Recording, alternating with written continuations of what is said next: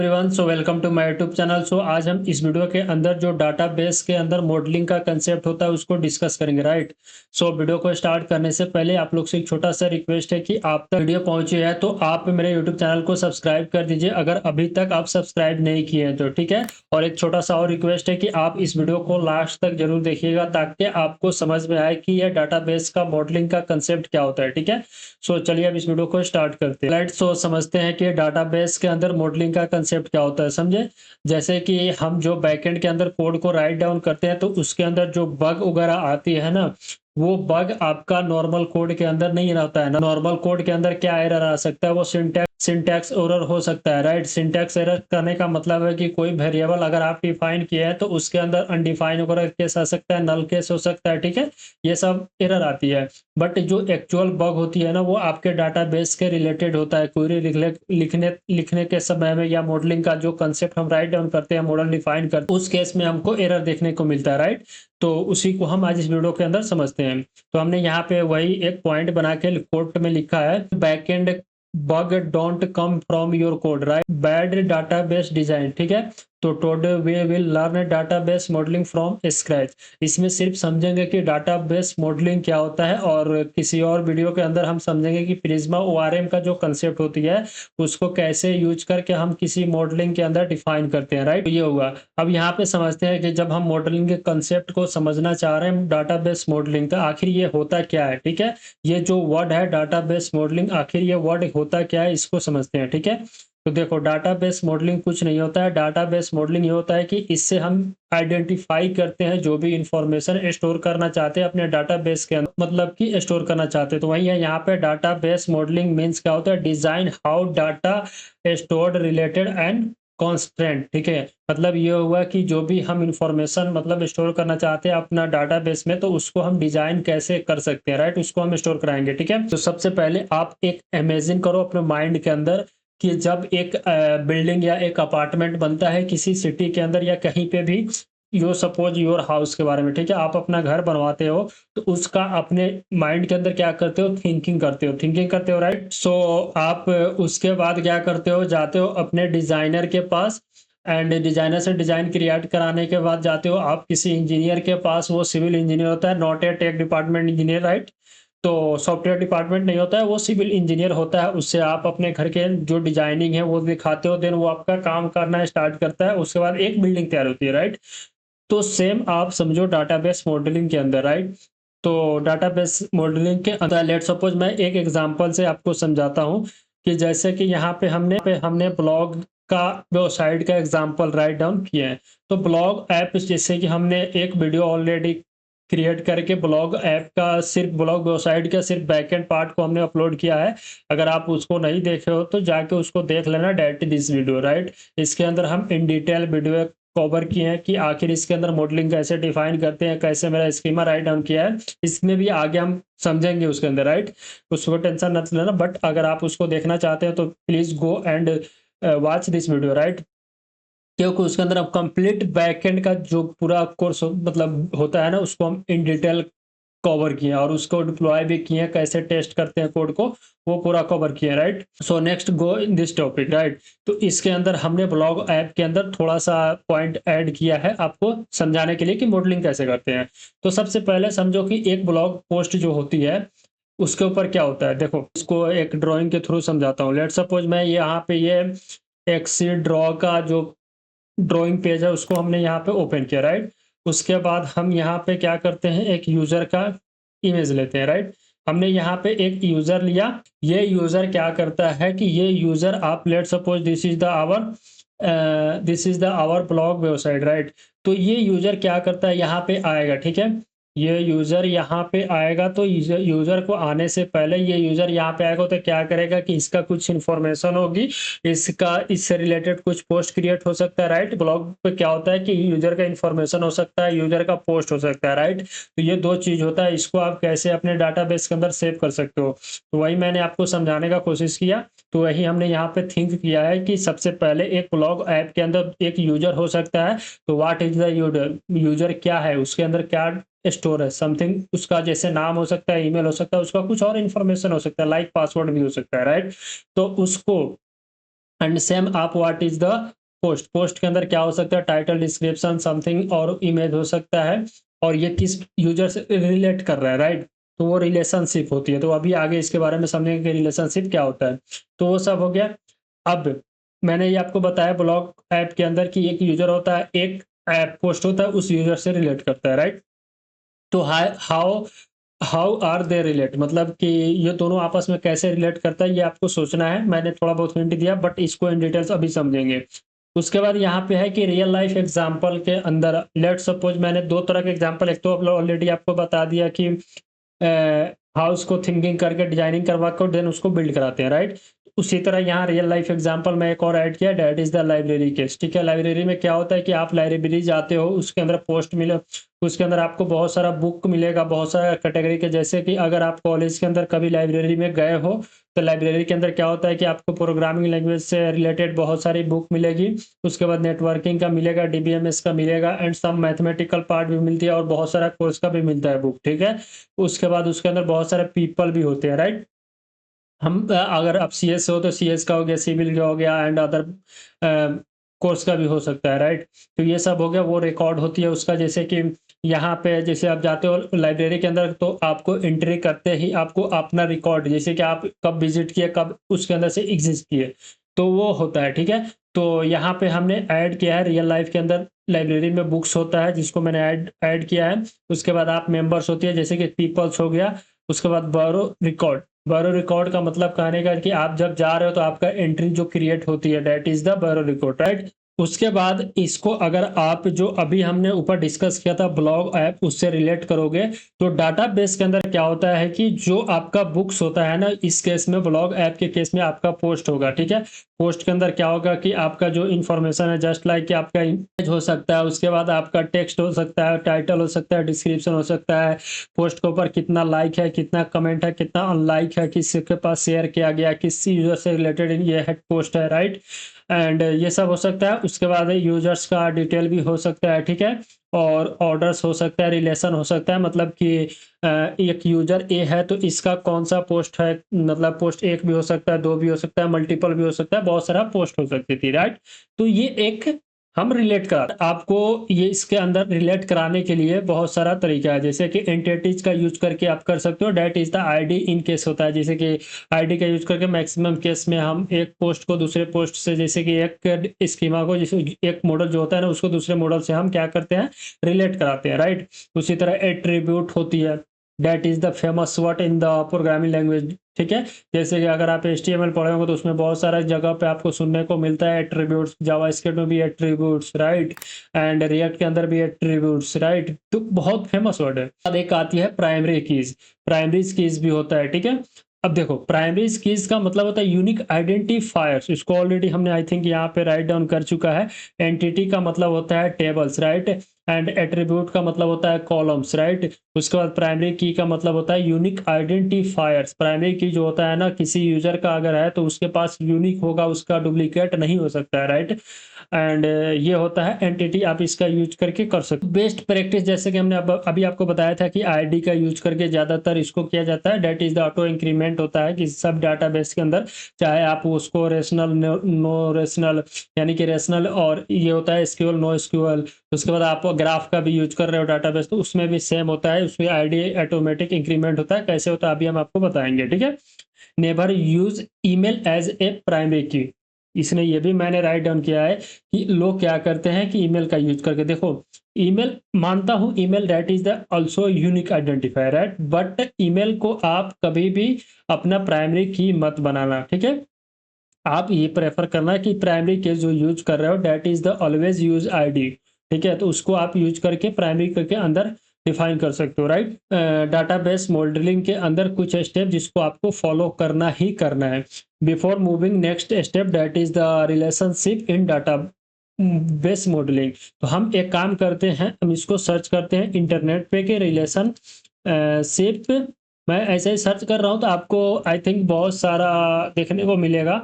तो अगर आप इसके अंदर जाओगे तो ये मैं सर्च किया बट यहाँ पे नहीं मिला है। काम करता हूँ, जैसे कि हमारा यहाँ पे है रिलेशनशिप इन डाटाबेस मॉडलिंग, डेट इसी को यहाँ पे सर्च करके हमने इंटरनेट पे सर्च करने का कोशिश कर रहा हूँ कि ये कितने तरह से आपको दिखा रहे हैं। तो देखो types of relationship there are 3 बता रहा है।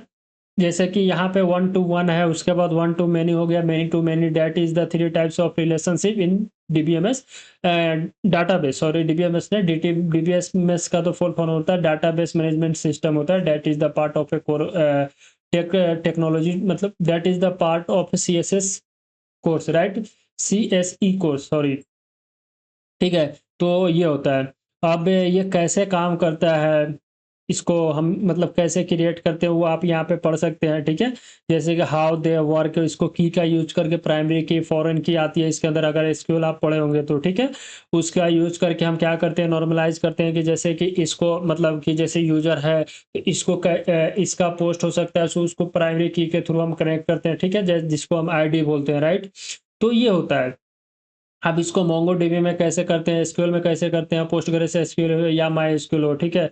अब हम ये यहाँ पे एक एक करके समझते हैं। हम यहाँ पे डिफिनेशन राइट डाउन नहीं किए हैं, ठीक है। तो हमने अभी बताया कि आपको 1 to 1 होता है, ठीक है। 1 to 1 का मतलब क्या होता है, अगर आपको डिफिनेशन पढ़ना है तो you go internet and search relationship in DBMS, in relationship, sorry DBMS बार बार बोल रहा हूँ मैं, relationship in database modelling, right. तो आपको बहुत मिल जाएगा, पढ़ सकते हो। बट हमने यहाँ पे तो ऑलरेडी ऐड कर चुका है। 1 to 1 का मतलब होता है कि एक यूजर जो है ना उसका एक ही मतलब कि कुछ होगा। जैसे कि मैं आपको बताता हूँ कि let's suppose you are choose any, क्या बोलते हैं हम, एक यूजर एक टाइम पे, जैसे कि इंडियन केस के अंदर अगर आप इंडिया में हो तो एक यूजर का आधार कार्ड मल्टीपल हो सकता है, वो मान सकते हो, बट एक यूजर का एक सिंगल पासपोर्ट होती है, राइट। अगर आप कभी सोच सकते हो तो एक यूजर का सिर्फ सिंगल पासपोर्ट होता है, मल्टीपल पासपोर्ट बनना मुमकिन नहीं है इन इंडिया, राइट। तो ये होता है, वो ग्रीन कलर का जो पासपोर्ट होता है, पासपोर्ट का वैरायटी अलग होती है, वो मैं नहीं कर रहा, बट एक यूजर का जो इंडियन है उसका सिर्फ एक पासपोर्ट हो सकता है, राइट। तो वो होता है 1 to 1। तो 1 to 1 का जो डिफिनेशन है, a single record a table a, ठीक है। एक जो टेबल ए है ना उसका एक सिंगल रिकॉर्ड होगा, एग्जैक्टली रिकॉर्ड टेबल बी। जैसे कि एक टेबल ए के अंदर जो सिंगल रिकॉर्ड है वही सेम, मतलब उसका जो टेबल बी भी होगा उसका सेम रिकॉर्ड होगा, ठीक है। उसका मल्टीपल नहीं हो सकता, वाइस वर्सा। यहाँ पे vice versa user there specific profile, ठीक है। तो वही हमने यहाँ पे आपको पासपोर्ट वाला ही आई थिंक यहाँ पे एग्जाम्पल ऑलरेडी हमने ऐड किया। क्या है कि एक पर्सन है उसका एक सिंगल पासपोर्ट हो सकता है, उसका मल्टीपल पासपोर्ट नहीं हो सकता। उसी तरह अगर आप यूजर है तो उस यूजर का एक सिंगल प्रोफाइल होगा, उसका मल्टीपल प्रोफाइल तो हो नहीं सकता है ना। जैसे कि मैं यहाँ पे आपको बताने का कोशिश कर रहा हूँ, late suppose this is the user A, right. Let suppose what this is the user A, right. तो ए का थोड़ा स्मॉल है, बट ये यूजर ए है तो इसका क्या होगा कि एक सिंगल प्रोफाइल होगा, डेट नॉट पॉसिबल कि इसका पास मल्टीपल प्रोफाइल हो सकता है, राइट। तो ये हो गया 1 to 1 रिलेशनशिप। आई थिंक आप इसको समझ गए होंगे, राइट, जो 1 to 1 रिलेशन है, ठीक है। नेक्स्ट आती है 1 to many, ठीक है। 1 to many कहने का मतलब है कि जैसे कि मैं यहाँ पे इसका डिफिनेशन ऐसे आपको समझाने का कोशिश करता हूँ। तो 1 to 1 many का मैं यहाँ पे पढ़ता हूँ। 1 to 1 का मतलब होता है 1 रिकॉर्ड इन टेबल ए। अब ये 1 रिकॉर्ड इन टेबल ए कहने का मतलब है इसका कि सपोज करो this is the table a, ठीक है, जो कि आपका यूजर ए का है, ठीक है। मैं टेबल क्रिएट नहीं कर रहा हूँ, इसके अंदर डाटा क्या स्टोर है, बट मैं ऐसे ही एक क्रिएट कर रहा हूँ। This is the table 1, right. First definition से आपको मैं यहाँ पे समझाने की कोशिश कर रहा हूँ कि 1 record table A can related to 0, राइट। 1 record table A can related to 0 1 many record. मतलब ये कह रहा है कि जैसे कि ये टेबल ए है, ये मान लो किसी एक यूजर का है, तो इसके पास जो रिकॉर्ड होगा वो 0 भी हो सकता है, 1 भी हो सकता है, इसका मल्टीपल भी हो सकता है। लेट सपोज इसका भी 0 हो गया, इसके पास 1 भी हो सकता है, इससे रिलेटेड करके मल्टीपल टेबल भी हो सकता है और हो भी नहीं सकता, राइट। आप अगर किसी एक बुक है उसके अंदर मल्टीपल पेज है, पेज नंबर क्या होता है, मल्टीपल होता है, जो कि n टाइम्स होती है, जिसके अंदर लेट सपोज किसी बुक के अंदर 140 पेज भी होता है, किसी के अंदर 300 पेज भी होती है, राइट। तो ये भी आपका एक 1 to many के अंदर आ सकता है, ठीक है। तो ये मैंने 1 to many समझाया आपको। उसके बाद आपका आता है many to many relation. many to many relation कहने का मतलब है, जिसका इमेज हमने ऑलरेडी यहाँ पे डाउन डाउन किया है। Let suppose you are choosing any book, book का जो ऑथर होता है, यानी कि जो राइट डाउन मतलब उस बुक को राइट किया है उसके अंदर, जैसे कि एक सिंगल बुक ले लो, ठीक है। उस बुक के नाम से मल्टीपल बुक भी होती है। सी प्रोग्रामिंग का एक होता नहीं है, जैसे कि हमने लेटेस्ट सी को यूज़ किया है, बहुत ज़्यादा पढ़ा भी है।